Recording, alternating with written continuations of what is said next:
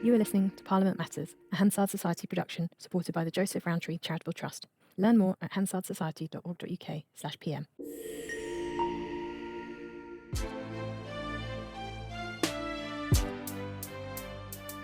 Welcome to Parliament Matters, the podcast about the institution at the heart of our democracy, Parliament itself. I'm Ruth Fox. And I'm Mark Darcy, and welcome to a slightly different edition of this podcast. We're joined in the Parliament Matters studio today by two fellow podcasters and former MPs and health policy experts, Dr Sarah Wollaston and Steve Brine. Both used to chair the Commons Health Select Committee. In her previous career, Sarah was a doctor and Steve served as a health minister. Now they collaborate on a health and politics podcast, Prevention is the New Cure. And Sarah and Steve, I wanted to start by looking at how health issues, how NHS issues feed into the lives of parliamentarians. Sarah, you went from being a GP to being an MP, and from a GP surgery to an MP surgery. Were you surprised at the kind of NHS issues that were brought to you as a parliamentarian? I thought it was extraordinary how similar my surgeries were. I guess you could say that, except for nobody took their clothes off. But the kind of issues that people would bring was very often health and social care related.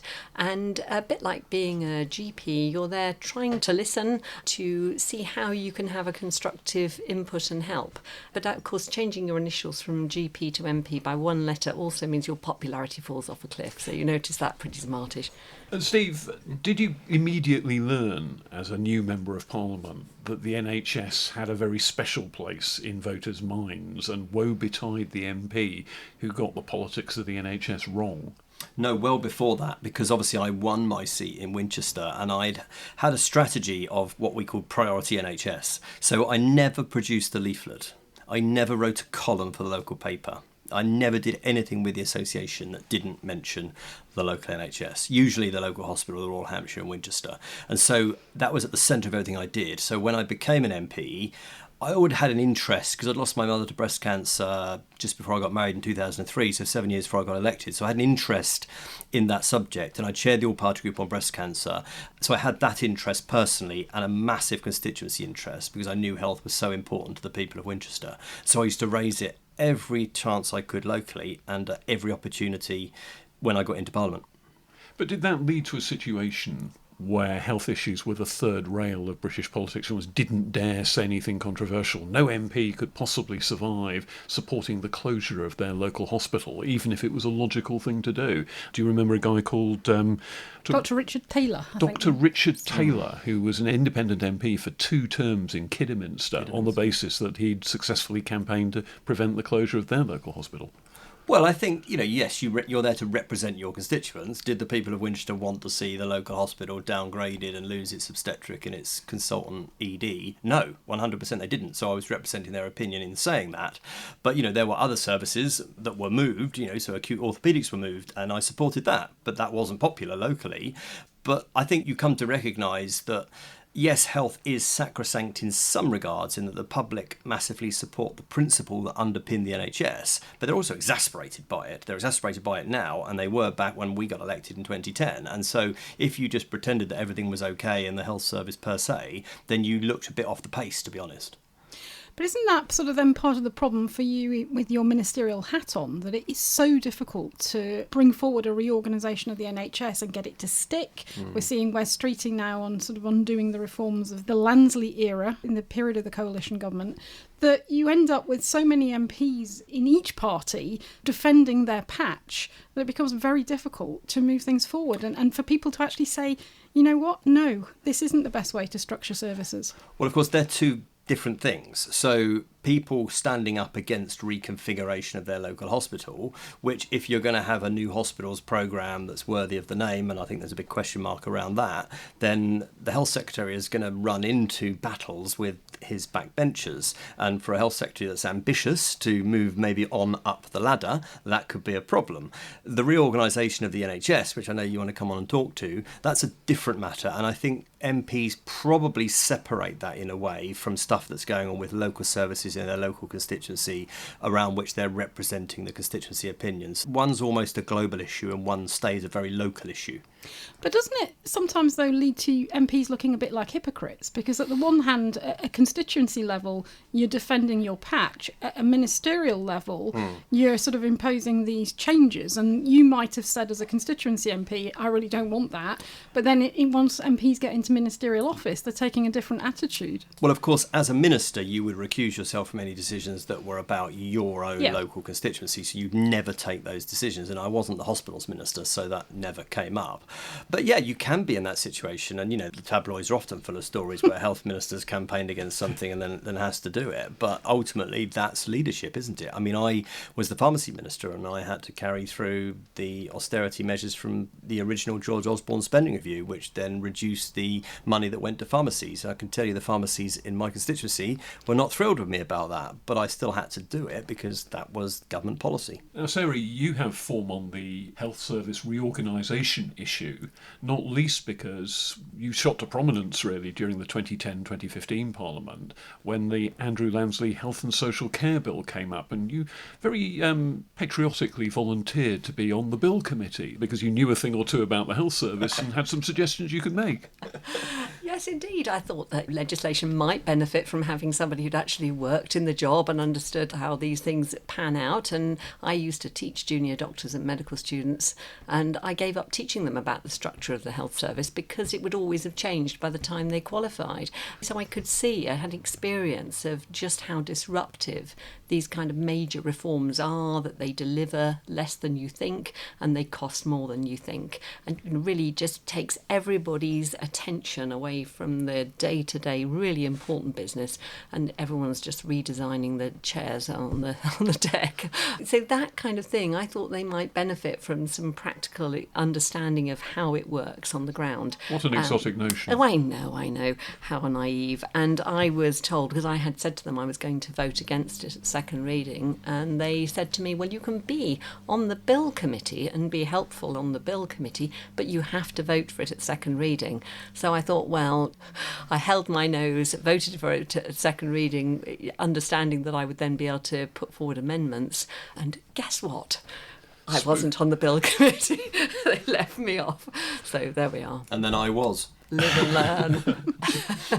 But at the same time, there must be a weird sort of sense of nostalgia for you about the way that the structures that were set up then, like NHS England, were created in the Andrew Lansley Bill all those years ago, are now being unwound by the new Health Secretary, Wes Streeting. And it's all come about really very, very rapidly with a sense of almost down the torpedoes. I'm going to make this change. Well, I think it was always going to happen at the end of the day, because you have a Secretary of State. I know that they took back powers of direction at the end of the last Parliament for the Secretary of State, but really I think that whole notion around, you had the sense that we wanted to get rid of quangos. Well, the biggest quango of them all was NHS England. So I think that it didn't make sense to have these two parallel organisations, Department of Health and NHS England, both making decisions, slowing each other down. So I don't object to that, because I always felt it was going to end badly. But I think that the trouble is that there are organisations as well, and I should say I used to chair one of them, an integrated care board, NHS Devon, and they have a job to do, but they're being cut back so much now that it's hard to see how they're going to be able to fulfil their statutory obligations. So that worries me, the things that are happening around it. So we know we're expecting the 10-year plan, for example, sometime in the next couple of weeks. But in that, the Health Secretary has said that he wants to move towards prevention. The trouble is integrated care boards just don't have any money for prevention, particularly those that are strapped for cash. So I'd be interested to see in practice how they're going to make sure that that can happen, particularly in the context of those integrated care boards that are really overspent. We always used to say at the department that after the Lansley Bill and the Health and Care Act of 2012, and I didn't join the department until 2017, but people used to say, everyone wants a health bill like a bout of the clap, because it was just, it was such trench warfare. The Bill Committee went on for so long, and then we had the Nick Clegg pause, if you remember, when it had to go then be recommitted. It was a total nightmare. And I think the problem they've got with this health bill that's going to happen is that they're almost almost reverse engineering it, because I think that the abolition of NHS England happened by mistake. I don't think it was part of a strategy and part of a plan, and it certainly isn't part of the 10-year plan. It's become so. And so they're now going to have to try and fit the legislation to the announcement instead of the other way around. And that's a problem. So however long they think the health bill is going to take, it'll take longer. However many amendments they think that there will be a lot more. The Christmas tree analogy is going to be literally as big as the one outside Downing Street. And however many times they think they're going to have problems with MPs on this bill, you can double that. So it's going to go on, and it's going to take a lot longer than they thought, would be my prediction. So what would your advice be between you to, if you like, a modern Sarah Wollaston figure sitting on the government benches wanting to improve the government's legislation?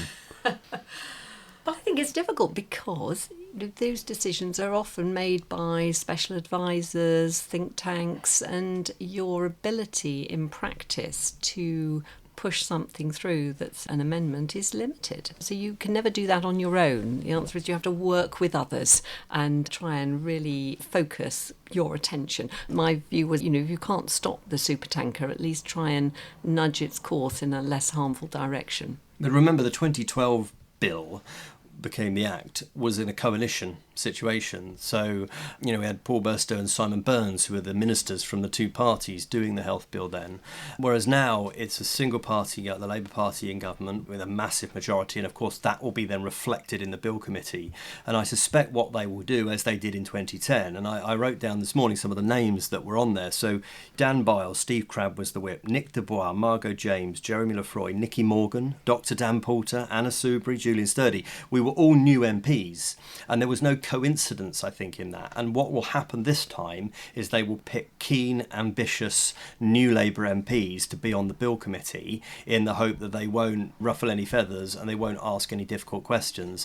And the trick will be to go on and make sure that you do that, because as Sarah and I were discussing earlier before we came to talk to you both, the decisions in Parliament that you mostly regret are the ones where you didn't rebel, not the one. And as two people who have our fair share of rebelling, I was thrown out the Tory party for doing so, then I think you just ultimately have to look yourself in the mirror at the end of the day. So my advice to the MPs that are put on that bill committee is, remember how this will feel in 15 years' time.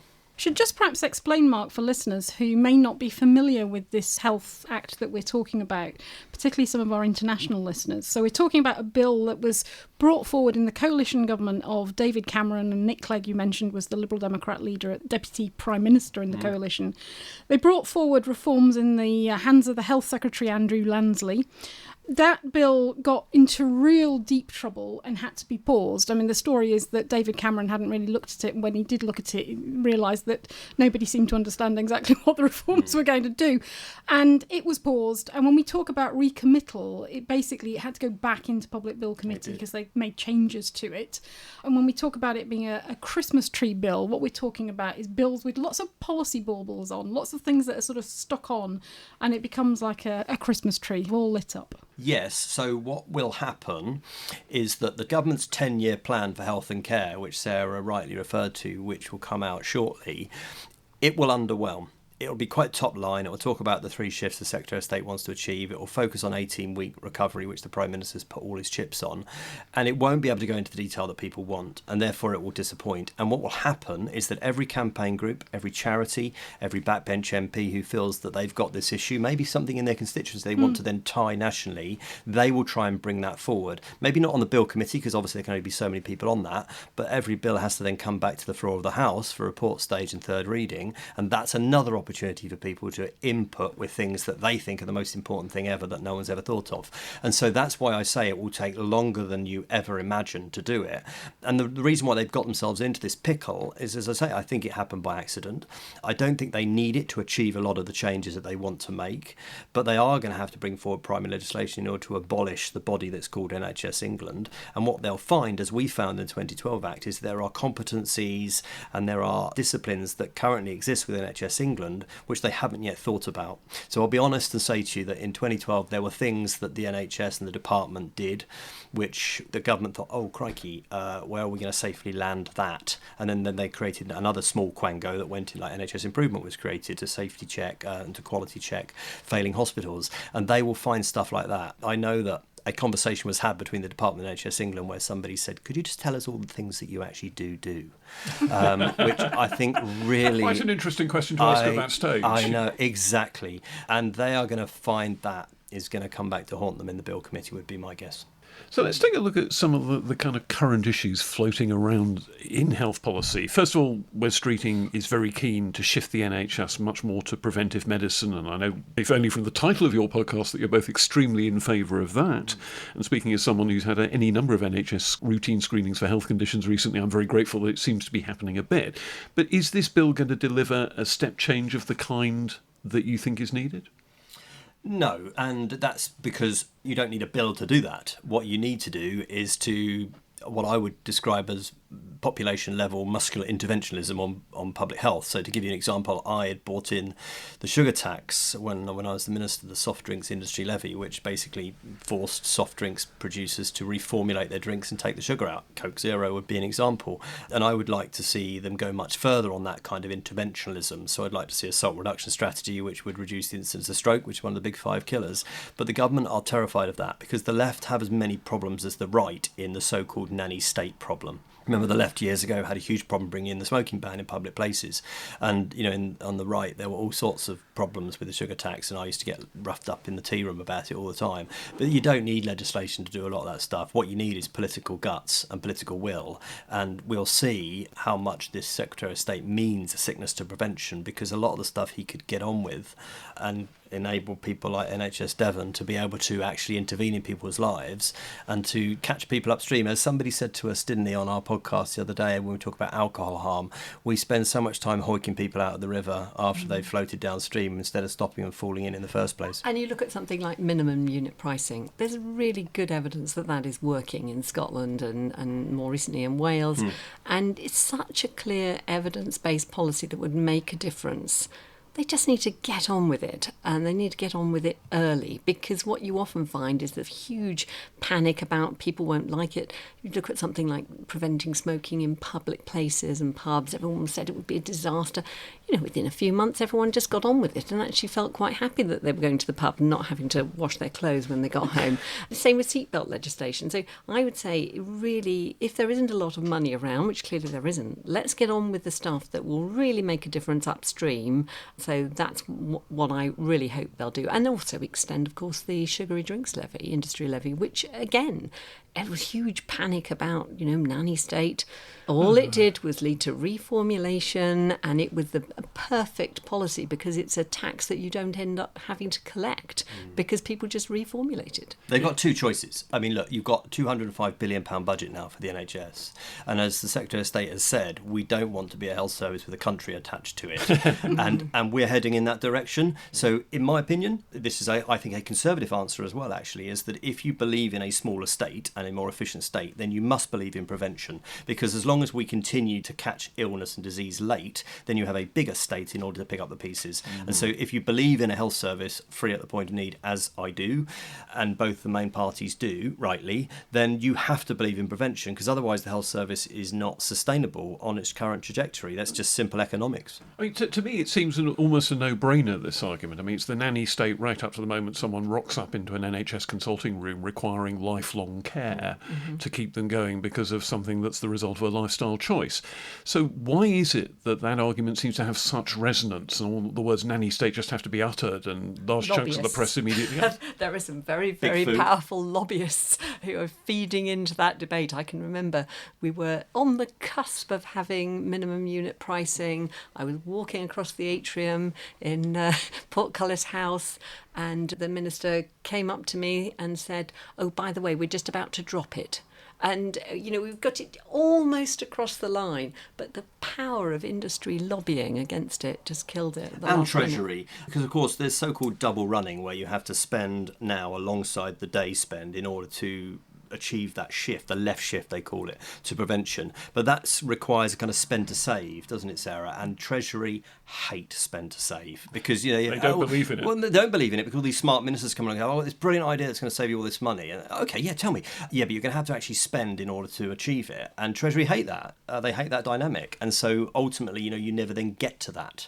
Interesting, Steve. This week, Parliament, the House of Commons is going to be asked to look at the estimates the spending for government departments. And health is one of the few departments that's obviously got an increase, as you say, 200 billion plus. There is a debate going on today, actually, as we speak, as we're recording, on the health department's spending plans as part of this estimates process.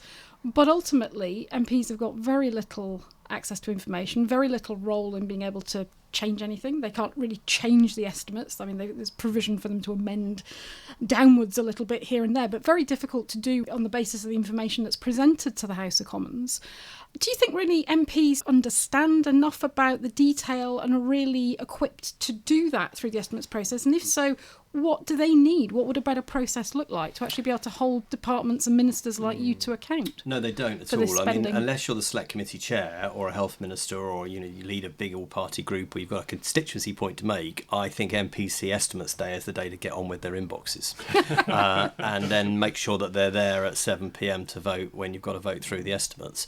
And of course, without the 10-year plan being published, you don't know whether the money that they've been given through the spending review is actually going to move the dial. And what you want to know, surely, as a good MP, is, well, is the money that my constituents are spending on these tax rises going to move the dial on the big five killers? So, cardiovascular disease, stroke, heart disease. And you can't really answer that question based on this. So today's debate is a procedural necessity, but it certainly doesn't lift the bar. When I was chair of the Health and Social Care Select Committee, we spent a lot of time talking about the smoke and mirrors of health spending, because they would say, oh, we're increasing health spending. But what they meant was they were increasing spending on NHS England, but they were taking it out of public health budgets, they were taking it out of education budgets, and so they were just shifting, and capital budgets, which now means that we have an absolutely eye-watering backlog of critical repairs across the NHS that are really hampering the NHS's efficiency.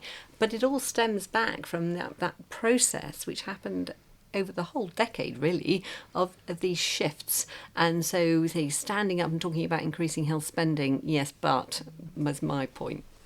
Steve, you mentioned the idea of spend to save initiatives, and the mother of all spend to save initiatives would be sorting out social care for the NHS. If you could only stop people who didn't really need to be in hospital beds being in hospital beds because you had a better social care system that could look after them outside of a hospital, an awful lot of improvement could be made in hospitals. But the Treasury will know that umpteen billions would be needed to pump prime the creation of some kind of national care service. And so it never happens. Is this an issue that is forever going to be consigned to the too difficult box? This is where ministers dare not go. Probably. We were talking about this morning, weren't we, Sarah? I think the thing is that they've commissioned Baroness Casey, she of busy fame in recent days, to do the Casey review into social care. And this is because Andrew Dilnott, who your listeners will know had produced the Commission on Social Care, had actually produced a very good, coherent piece of work, but he'd never rolled the pitch with Treasury. And it really annoyed Treasury because it came with a big number, and it came to them and they were like, what do you mean? And so every Chancellor since has kicked it into the long grass, including Rachel Reeves. So what they've now done is asked Casey to come up with this review, and really what it's about, I think, is providing an answer to the question, what did they mean by a national care service in their manifesto, which I don't think they know, and also to provide a figure that Treasury can live with. And this will then go into the next manifesto, because Casey won't actually properly report until probably 28, until we're in the foothills of a general election campaign, and no sensible politician would launch a social care policy in a general election campaign, would they? I have Bringing back bad memories there, Steve. post-traumatic memories. So it's the problem for them is, they'll get that into the manifesto, but there won't actually be a solution until the next Parliament. And if you've got an ambition to move from hospital to community, if you don't fix social care, you don't fix the NHS. Absolutely. And you see it when you're working in the health service, when you're chairing an integrated care board, that people ask me, why have we got so many ambulances queuing outside the hospital? It's because of the issues mostly at the back door, where we cannot discharge people safely from hospitals because of the lack of social care. So we keep putting more money into the NHS to the acute side, but the acute side cannot function efficiently when the hospital is running at a bed occupancy over 90%, and they're running sometimes 98% bed occupancy or more. The mattresses never get hot, cold rather, because it's so much pressure. And of course it means it ties up all your staff in your emergency department looking after very sick people who should have been moving through the system. So that causes, it's like glue throughout the entire system. So they talk a lot about NHS NHS productivity. I'm afraid they need to sort out social care, but I doubt they will, because if it happens near a general election, it won't happen. Do you think that members of Parliament in general get that? Do they understand that this is perhaps the key issue that has to be resolved at some point? I think the trouble is that when it comes to popularity stakes, if you say to people, we're putting money into prevention, we're putting money into social care, we're putting money into the NHS, where do you think the public want their money to go? They always say they want it in the NHS. And it would be nice to see more MPs speak with genuine understanding about putting money into social care is in effect putting it into the NHS because it allows the NHS to function. But you really don't hear people championing that. We know what a lot of these big issues are. Obviously, there's a lot of lobbying going on, there's a lot of advice being sent through to parliamentarians, to ministers and so on. Ultimately, in terms of the House of Commons and the Select Committee reports and so on, a lot of resource, a lot of intensive work is done. But I mean, how much notice really is being taken of it by ministers, by government departments? Because we talk about Parliament and the Commons holding ministers to account, but it often feels a sort of a one-way street, that you're telling ministers what these issues are, you're sending the information and the evidence off to them, but successive governments ignore it. Very important. I should be careful what I say here, because the Select Committee chair when I was a minister is sitting right next to me, Dr. Wollaston. I always took the Select Committee incredibly seriously on two levels. One, appearing before it. Well, I took the House very seriously, so I would never, the night before we were due at orals or we were due before the Select Committee, I would be in early to bed, going through my topical folder, because the minute you're flippant, it bites you where it hurts. So I took the Select Committee incredibly seriously in being before it, because it's much harder than being at the box. The dispatch box is easy in a way, because you can only ever answer very shortly. The speaker's hurrying you along, and if you're really, really stuck, you say, I'll write to the Honourable Lady or the Honourable Gentleman. The Select Committee, if they're smart, and most of them are, will come back at you and back at you and back at you. And then in terms of the reports they produce, and I remember this then when I was producing them as Select Committee chair, I saw it as a brilliant resource. I thought it as an informed, considered resource that would give me ideas, because ultimately, my private office were busy, the civil servants had lots of priorities, some of which were coming from NHS England, some of which were coming from me, and then I had the Select Committee that was producing this work they'd really thought through, and I would often turn to it for advice, and I hope I said the right thing there. It's true.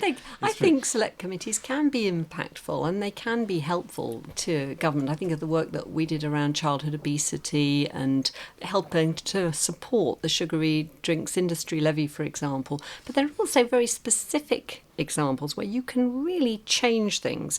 So I'm thinking of an occasion when there was a memorandum of understanding just popped up between the Home Office and NHS Digital, a proposal that for people who'd overstayed their visas, that the NHS was just going to hand over personal details like their address.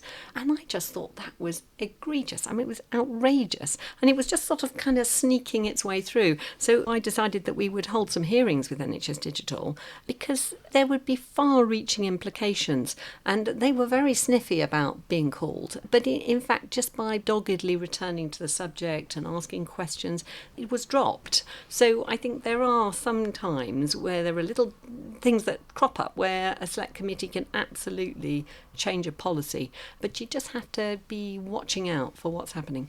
And Steve, you said you took inspiration and ideas from select committee reports, so you're obviously reading them, but to what extent do the civil servants do that? Do they have a different attitude and you have to push them? No, they read them and then they produce a submission that would come to you usually just to say, so that you then sign off the response to said select committee, and you would then be able to read the whole thing, which would be attached to the sub if you wanted to, which I usually always did, because there was always some nuggets in there that were important. I mean, I loved being a backbencher, I loved being a whip, I loved being a health minister. It was the only job I wanted in government, but I actually loved being a select committee chair more than anything, because it was so much freedom.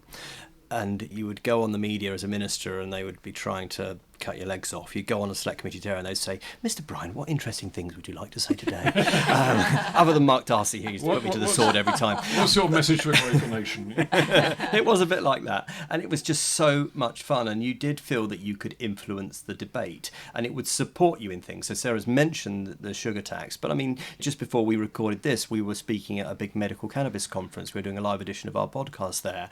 You know, and I'd changed the regulations. So I'd rescheduled cannabis in the Misuse of Drugs Act so that we could explore further research into medical use of cannabis. And the Select Committee then did an inquiry on it.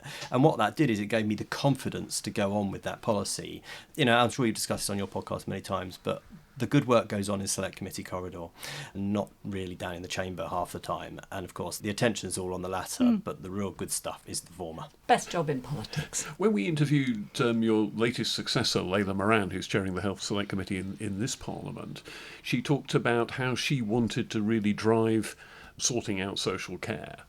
And I just wonder how possible you think it is from a select committee to keep the pressure up and actually alter the course of the government supertanker? Well, I think they just have to keep at it and keep up with the evidence base. I mean, I set up the first ever Citizens' Assembly because I just felt that we just needed to demonstrate where public opinion was on this. And it was really interesting. And it's just such a shame that all of these reports over the years have just been sidelined. And as I say, the use of evidence in Parliament really is pretty poor. Should I explain this is the first ever Citizens' Assembly for a select committee in the House of Commons? We held a Citizens' Assembly. It was fascinating.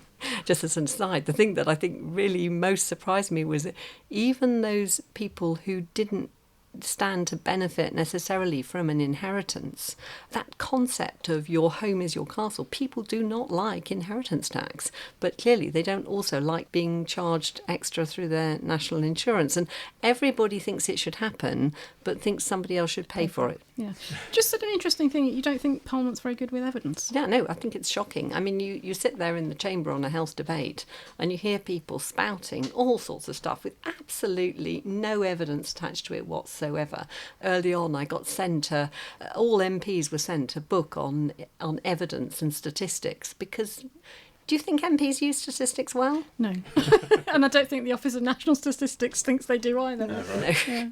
And nor do ministers. I mean, this is one of the things you also find the ONS taking up ministers for their spin, shall we say. It's shocking. On it's statistics. shocking. I mean, it's one of the things that most surprised me coming into Parliament from the health service because, you know, when you're a clinician, you're expected to follow the evidence. You can't prescribe things that are like snake oil because you have to have evidence. Whereas in politics, it is an evidence-free zone, largely, I'd say. But doesn't that go back then to your experience on the Health Act that we were talking about earlier, the Health Bill, where you had expertise and knowledge and didn't get on to the Public Bill Committee? No, but you did get on to other committees about which you knew nothing. No, well, I've come on to secondary legislation my here. favourite subject. So much of what happens in legislation is actually happening in the secondary legislation. I remember as a new MP finding myself in one of these secondary delegated legislation committees, and it was on double taxation in Oman.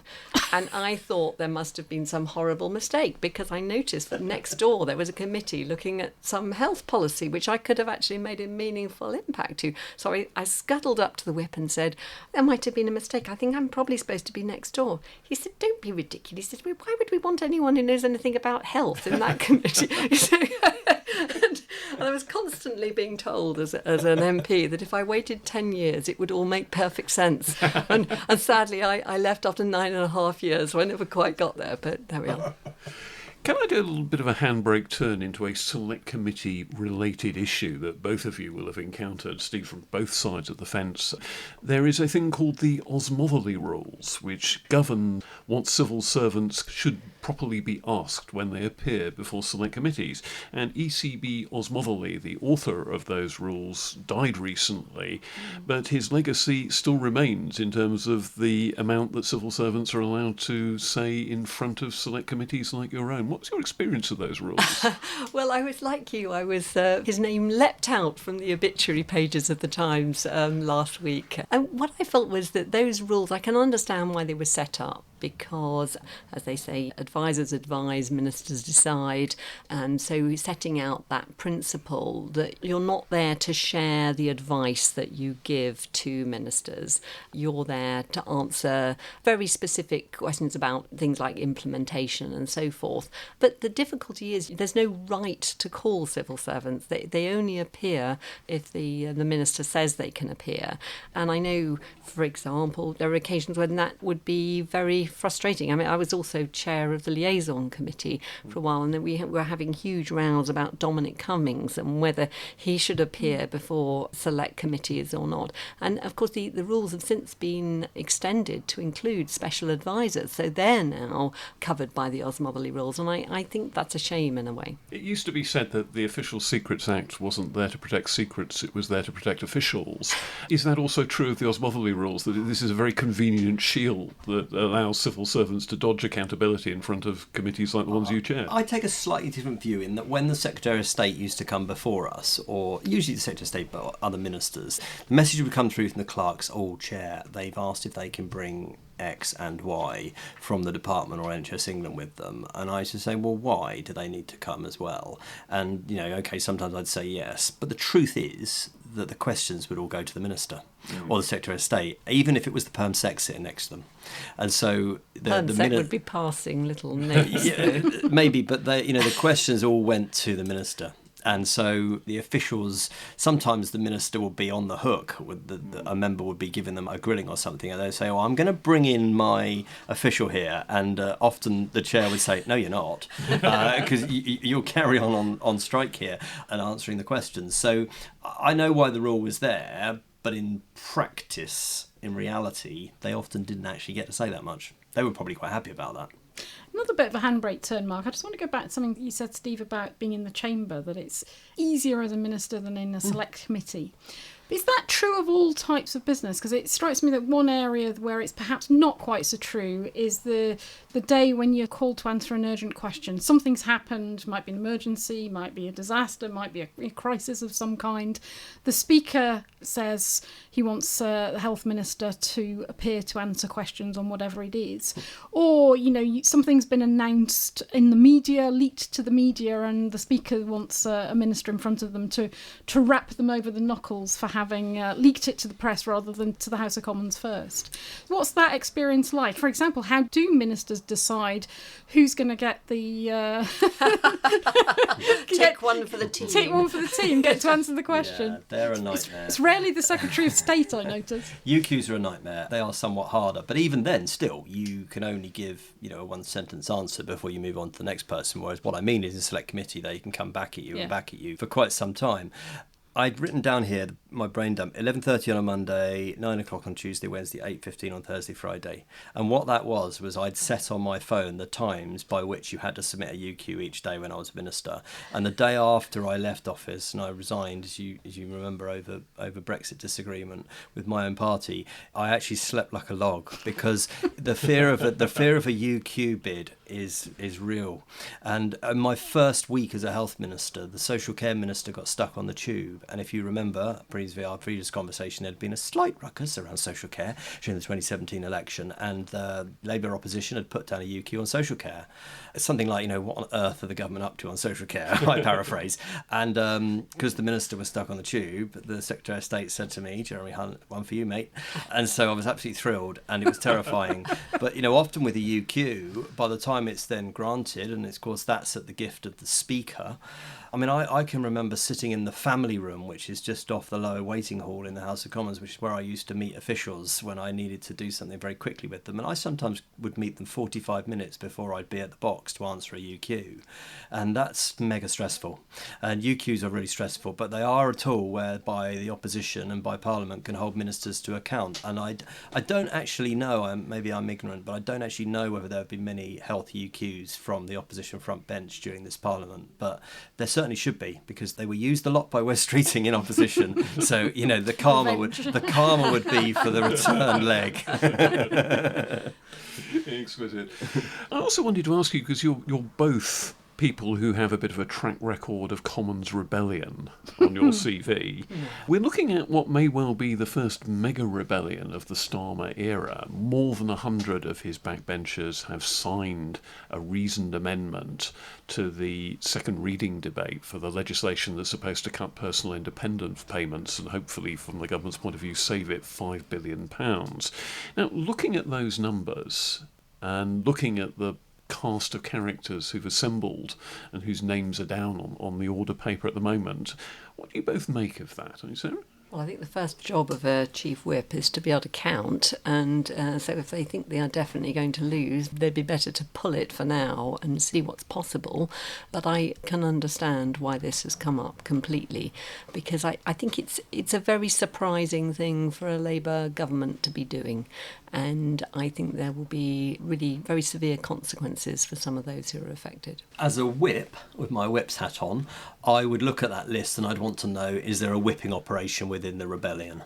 So, does the rebel cause have a whipping operation that actually is one to be reckoned with? Because it's all very easy to sign an amendment. I mean, it doesn't get you popular with the whips, but I remember when I was on the back benches, a whip saying to me, I don't care what you sign, I don't care what you say, I don't care how you vote. And ultimately, will they all vote against the government? I doubt it very much. So if you then drop it or pull it or backtrack, then what you're saying, aren't you, to your detractors is, well, the Chancellor, the Prime Minister, the government, they're for turning. Come back at us on the next thing that you've got a problem with. And so, if a government less than a year in, with a majority of this size, can't get through its welfare reform, then, it needs to have a long, hard look. And I think the reason it's in this position is because this is not welfare reform. This is welfare cuts in order to make the budget balance. That's why they've got a problem. And there are MPs, yes, they've got a big majority, but lots of their MPs have got small majorities in their constituencies. And Sarah and I will remember when we were first elected, when the government tried to privatise the forests, how many colleagues said to us, I've already had 5 times as many emails as my majority. And that's what will be happening with this. And that's what spooked them. But will they go through the opposition lobbies and vote against their Prime Minister? Because they're all desperately hopeful of a job. I would be surprised. So what sort of calls might people be getting? Will it be, don't you dare do this or your career will be over before it's even started? Exactly. Or will it be, would you mind going on this parliamentary trip to the Seychelles Islands that week? Unfortunately, you wouldn't be able to vote, but never mind. Or something in between. I do remember the calls early on to myself. They're saying, Sarah, we think you've got an absolutely marvellous future ahead of you. But of course, none of that will happen if you vote in that lobby. So those calls certainly do happen. But yes, all sorts of things people will be promised if they're helpful on this occasion. But I'm afraid the government has already shown it's for turning on the winter fuel allowance. So I think they're going to have many more of these ahead of them. I mean, they could have a massive rebellion and still carry the day, because the Tory party may save them. And even if they don't, they've still got a big enough majority to withstand quite a big rebellion. I mean, they could have a rebellion of 50 actually vote in the opposition lobbies, and they could still survive it. And so I think ultimately for them, their problem is, what does this say about the future trajectory? And if they're going to backtrack on these PIP changes, as they've said 5% on defence at NATO summit this week, where's this all coming from? Because all eyes, and Paul Johnson, the IFS, has said, well, all eyes on the budget in the autumn. And what's the psychological legacy for people who rebel and for people who perhaps back off from rebelling? Well, I mean, as somebody, I voted for the Ben Act, which of course said that we shouldn't leave without a deal in the Brexit days. And Boris, to be fair, he was consistent for once. It happens sometimes, even a stop clock. He said, if you do this, then I'll throw you out. I'll take the whip away for you. And me and 20 others were the Ben Act rebels, and we had the whip taken away from us. Yeah, it was difficult. I had young children and a mortgage to pay. And that was not long before the 2019 general election. But looking back on my career, I don't think there were any votes where I look in the mirror the day after the vote and I don't give myself a nod and think you did the right thing. And that's all you can do. It's all you can do is look back and think you did the right thing. And Sarah, perhaps we can end with your advice to budding rebels. What do you think they should do? How should they approach the dreadful moment when they might have to vote against their own government? I would say when they look back on their career, they will probably spend more time regretting the times they didn't rebel than the times they did. Steve Brine, Sarah Wollaston, presenters, co-presenters, I should say, of Prevention is the New Cure. Been an absolute delight talking to you about the politics of health in Parliament.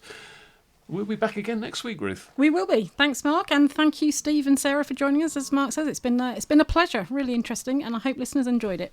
Just before we go, a message to all our listeners. I'm very conscious that we've had quite a few questions from you. We haven't had time to get to them this week, but we will next. So that's also an invitation to any listeners who have got a question and you've not yet submitted them. There's an opportunity to do so for next week. Send them to hansardsociety.org.uk/PMQs, and we've got a little form there. Or you can send them to us on social media at Hansard Society, and we'll get to those next week. And of course, listeners, don't forget to complete our listener survey. It'll really help us to learn more about what you're enjoying about the podcast, what you'd like to see more of, and also, of course, helps us with those pesky advertisers. So with that, Mark, thanks very much. We'll see you next week. Bye-bye. Parliament Matters is produced by the Hansard Society and supported by the Joseph Rowntree Charitable Trust. For more information, visit hansardsociety.org.uk/PM or find us on social media at Hansard Society.